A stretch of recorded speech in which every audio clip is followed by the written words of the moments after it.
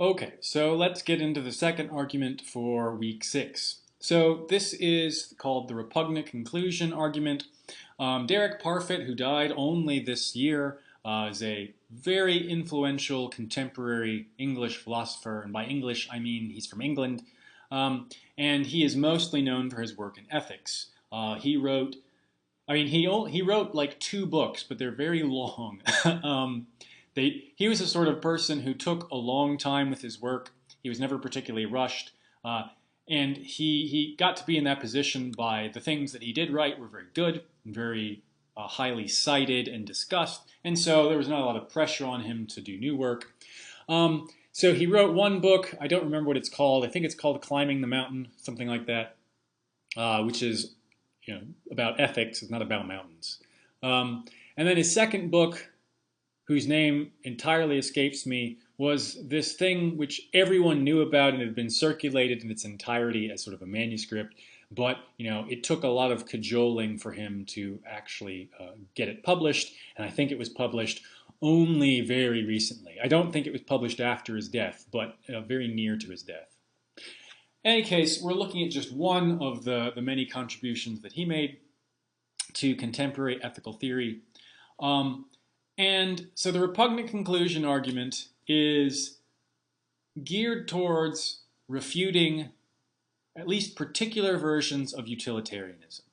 So this is important because utilitarianism is perhaps the dominant ethical framework in contemporary ethics, or at least contemporary Western ethics.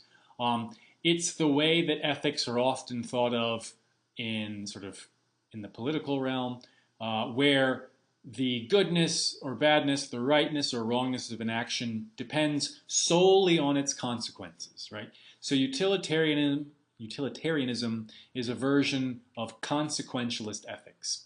A consequentialist ethics is, as the name suggests, one which states that the moral worth of an action is judged by its outcomes, and utilitarianism particularly looks to the outcomes of average happiness, overall happiness, or I think as it's formulated in John Stuart Mill or Jeremy Bentham, one of the two, the greatest happiness for the greatest number. That is the goal of the utilitarian ethic. So this is very intuitive. It's a very powerful framework. A lot of people think it explains a lot. It leads people to sort of act in a better way, so on and so forth. Parfit comes along and says, oh, it has these very terrible theoretical entailments. It would judge certain situations as perfectly acceptable and indeed to be pursued, which are actually incredibly terrible. So let's check that out. So here is the argument. We'll go through it premise by premise as we usually do. Premise 1. The quantity of whatever makes life worth living in a given population is a function of the quantity of its members and their quality of life. What does that mean? It just means if you're trying to figure out how much of the morally good thing that there is, you take how many people there are and you sort of multiply it by how much of that quality each person produces. So we can imagine each person generating 5 units of happiness. If there are 5 million people, then there are 5 million times 5, that is 25 million units of happiness, right? That's the idea. Premise 2. One can increase the quantity of whatever makes life worth living in a given population simply by adding people whose lives are worth living. That is, if you go from 5 million people who generate 5 units of happiness today, a day, to 6 million people, then you go from 25 million units of happiness to 30 million units of happiness. Premise 3. If in one of 2 outcomes the quality of lives in a population is lower, the quantity of whatever makes life worth living can still be higher if sufficiently many people are added whose lives are worth living. We'll get to this later. Let's go to the first conclusion. If A is a population of at least 10 billion people with a very high quality of life, there must be some larger amount of imaginable population, Z, where the quantity of whatever makes life worth living would be even greater, even though its members have lives that are barely worth living. So in premise 3 and conclusion 1, what Parfit is pointing out is that utilitarianism and most consequentialist ethics are simply a numbers game. You can cook the books, for a given example, to get some kind of outcome, and then it's very easy, it's very straightforward to evaluate that outcome in utilitarian terms. So what P3 says is that suppose that you have the one world in which there are 5 million people and they generate 5 units of happiness a day. Then you have another world and the people in that world only generate 1 unit of happiness per day. So that is, everyone's quality of life is 5 times worse, right? Things are really not great over here. They're still happy. They're not unhappy, right? They don't want to all sort of end their lives. That's what is meant by their lives are sort of worth living, barely worth living. So when it's 5 million times 5 and 5 million times 1, clearly 5 million times 5, that's our original world, that's better. You might think, well, there's no way that this world could be better than this world, right? These people are all real happy generating 5 units of happiness a day. These people are barely happy generating 1. Parfit's point here is that all you have to do to make this world over here better is just add a whole bunch more people to it, right? So 5 million times 5 is 25 million. Well, how do we make this world equal to that? Just make sure there are 25 million people in it. 25 million times 1 is 25 million. In fact, if I go to 30 million people times 1, now we have 30 million units of happiness over here and only 25 over here. So now this world is better. So that's his point in premise 3, is that you can make a particular setup, you can make the numbers come out either by increasing a person's quality of life, increasing everyone's quality of life, or just increasing the number of people. There are 2 options in order to make the world a better place, as it were. What C says is that, basically what I just said, is that you can always make the world in which people are barely happy. You can always make this option more attractive than the world in which people are really happy, as long as you put enough people over here in the barely happy world, right? So even if you have this world A over here, 10 billion people of very high quality of life, 10 units of happiness per day, right? 10 billion times 10. It's 100 billion units of happiness a day. That's tremendous. These people are like ecstatic all day. They're really happy and satisfied with their lives. They're never sick. They're never hungry. They never really have any significant conflict with each other. It's just great. You might think, well, it's impossible for any world to be better than that. Well, you're wrong.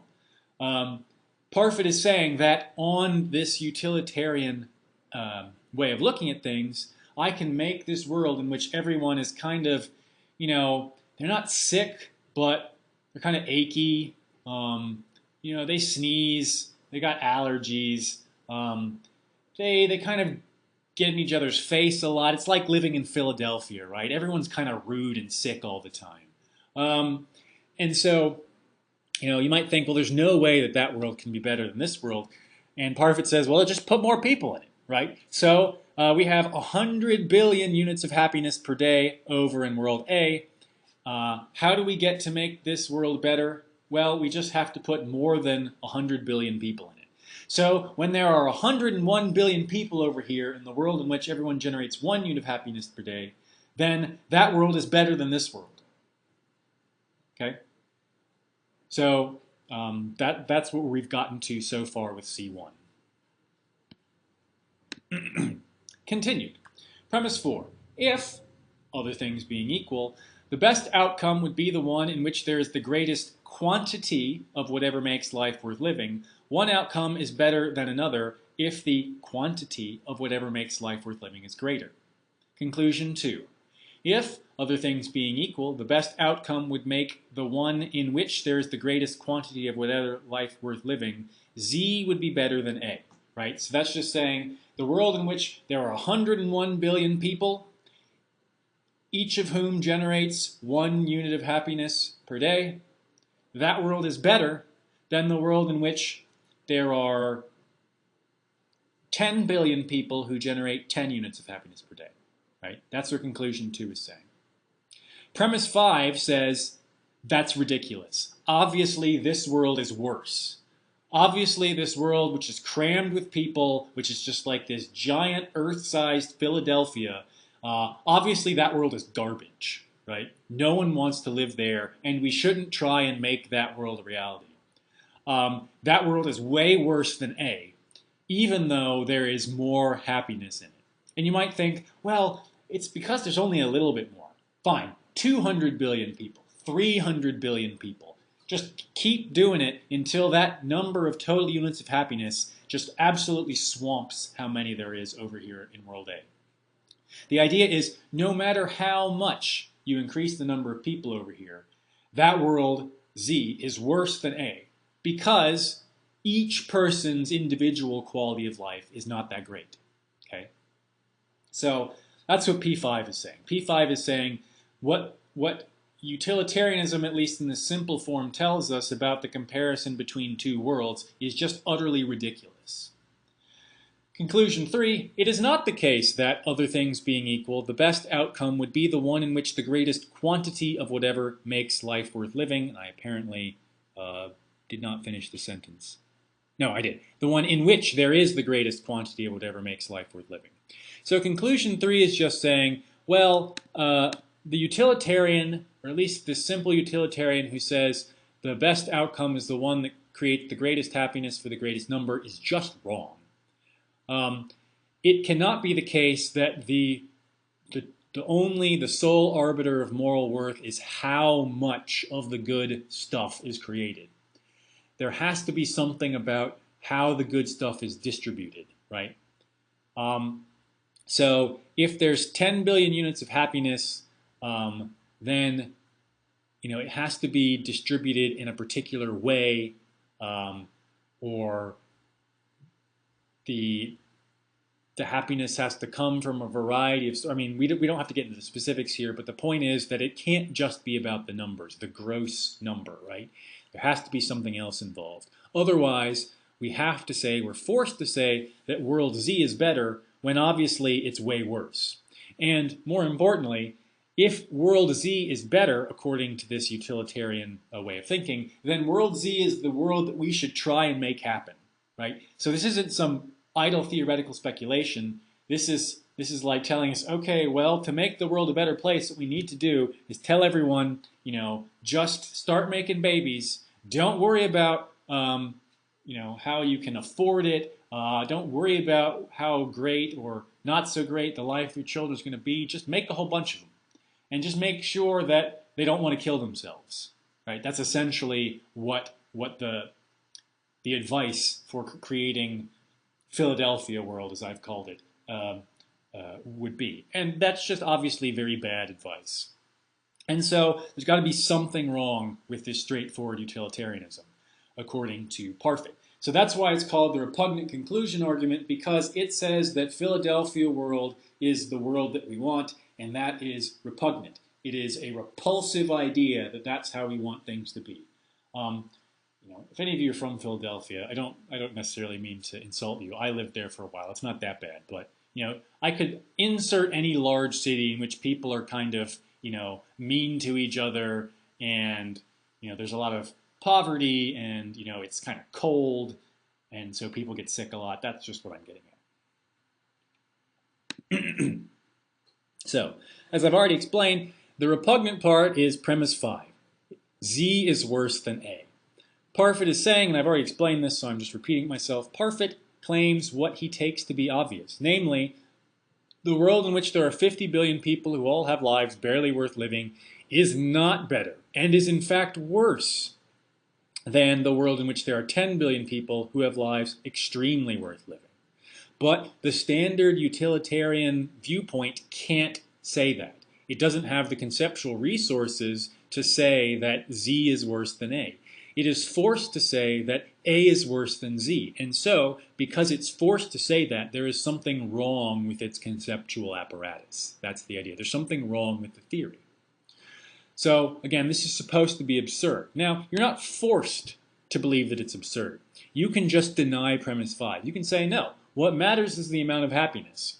It doesn't matter how it's distributed. It doesn't matter whether people reach a particular threshold of quality of life. As long as they are not unhappy, then that's all that really matters. You could say that. The idea is that there's something gross about saying that, right? Repugnant means gross, basically. So what have we looked at? Each of the arguments we've looked at, so the argument from Marquis, I think his name's Don Marquis, about the immorality of abortion, and then the argument from Derek Parfit about this repugnant conclusion about utilitarianism, has suggested that mere life, merely living, merely being alive is not unqualifiedly good. Now again, this was not the intention of Marquis' argument. I've taken what he said and I've shown a little, what's the word I'm looking for? Implication of what he said. So in Parfit's argument, it's very clear that simply being alive is not unqualifiedly good. By saying that if you lived in a world in which your life was barely worth living and there was like a bajillion of you, that would not be great. Simply being alive, and it's not even simply being alive, it's simply being alive and simply being barely happy or not unhappy, that's not good enough, right? That's not what we want. That's not a life worth living. And so it's not unqualifiedly good. In fact, it's bad. With Marquis' argument, what we get is basically that life is good only when there are at least the prospects and sort of the reality of a future in which you have good experiences, you have projects and activities which they don't have to succeed necessarily, but they have to be fulfilling in some way. Their failure has to be instructive or edifying, right? I'm not trying to say that everything has to be wonderful and perfect for a life to be worth living, but it takes more than merely being alive. That's the point that we're getting at. So, of course, this leaves space for us to look at the idea of death, dying, being dead, to be considered something which is other than unqualifiedly bad. So, you can look at this sort of fear of aging, this quest to constantly extend the duration of people's lives, at least implicitly indicates that dying is bad, right? That it's something that we want to avoid. Dying and being dead, right? So we have to be very careful to distinguish between these two, and that's going to show up in the readings that you do for the reading sequence. Being dead is different than dying, right? Dying is a process. The arguments that you're going to look at talk about being dead. They don't talk about dying. Dying is obviously, at least for the most part, bad. At least in as much as it's painful or in some other way unpleasant. We're not arguing that. We're arguing more about being dead or death, the state of not being alive. That's more what's being targeted by the arguments that you'll look at for the reading sequence. So now that I've looked at these two arguments in the lecture, I want you, with these things in mind that I've said, to look at the arguments. There are two arguments, again, just like last week, there are two separate arguments in one chapter, chapter 25. So again, chapter 25 and chapter 25 only is what you will be looking at for your active reading assignment, your group discussion, and your individual summary. Do not give me an individual summary about Don Marquis' argument or Derek Parfit's argument. Do not give me an active reading assignment about those. In the group discussion, as long as your answers are primarily targeted at the harmlessness of death arguments from chapter 25, you can mention the other stuff we've talked about to kind of give an example or explain your reasoning, but the main target is, again, chapter 25. So keep that in mind, and once again, this is probably a more engaging topic. We're, again, in sort of the realm of ethics, the realm of things which people think about a lot. People think about living, what makes a good life. People think about dying and maybe how they want to avoid it, basically all the time, right? So again, hopefully this engenders exciting discussion and makes you want to participate and write some interesting things.